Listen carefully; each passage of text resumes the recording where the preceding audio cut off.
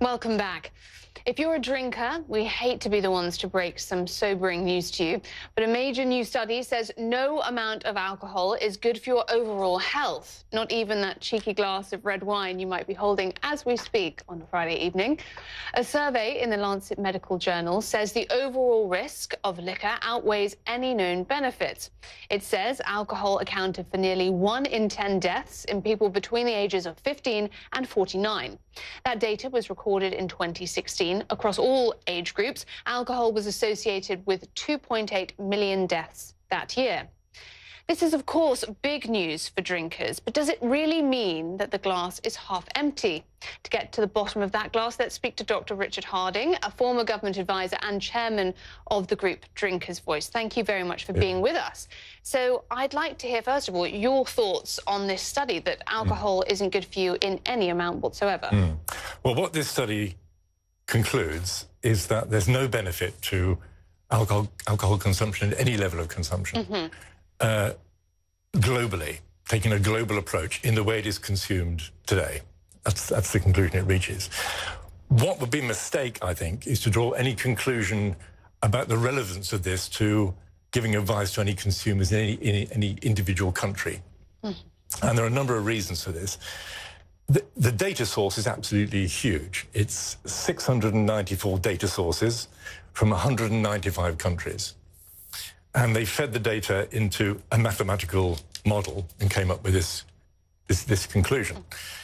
Well, if you do that, you're going to get an answer which is not relevant to any particular place, any particular country. Alcohol consumption is highest in countries which have the greatest life expectancy, and it's lowest in the lowest life expectancy. There's lots of different factors which influence the health outcome. And there are lots of different factors, and as you argue, it is a comprehensive study extending all around the world, but yet it isn't the only study that makes this argument. Even England's chief medical officer has said, Dame Sally Davis, I believe, that every time she looks at a glass of wine, she asks herself, well, do I want to increase my risk of breast cancer? And that alcohol is, in fact, not good for you.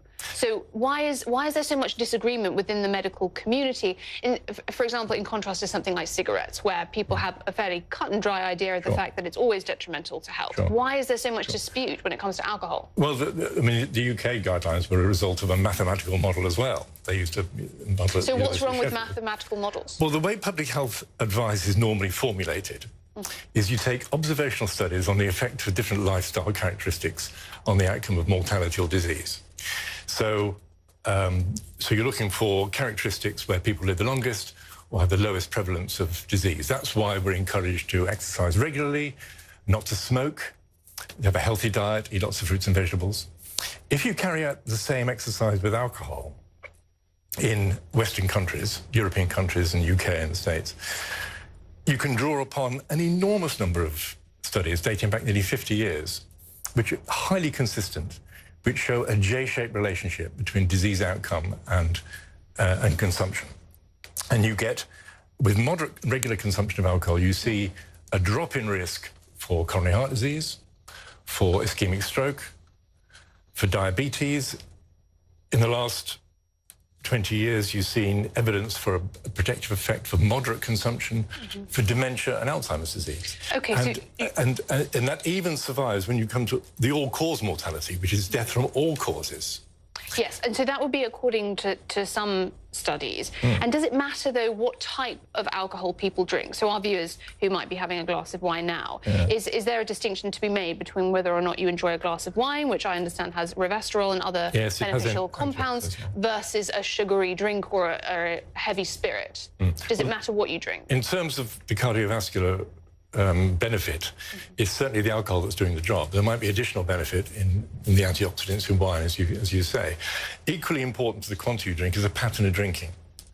And it's incredibly important not to get intoxicated and not to binge drink.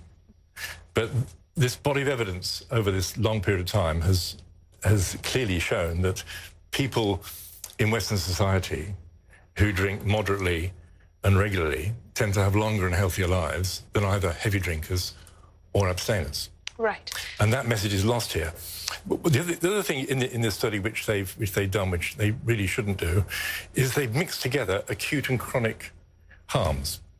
Now, acute harm is when somebody drinks alcohol, their judgment is impaired, they have an accident, drinking and driving, fall off ladder or whatever it is. Yes. And chronic harm is the effect of alcohol consumption on chronic disease over the long period. And there certainly are... And they've mixed them up. Well, there are question marks about the methodology, certainly, but I appreciate you giving us the alternate perspective, and also clearly there's areas where you do agree. For example, intoxication or binge drinking is definitely wrong in the study, and you would also agree with that. So absolutely. Thank you for joining us. Thanks, Thank you. Dr. Harding.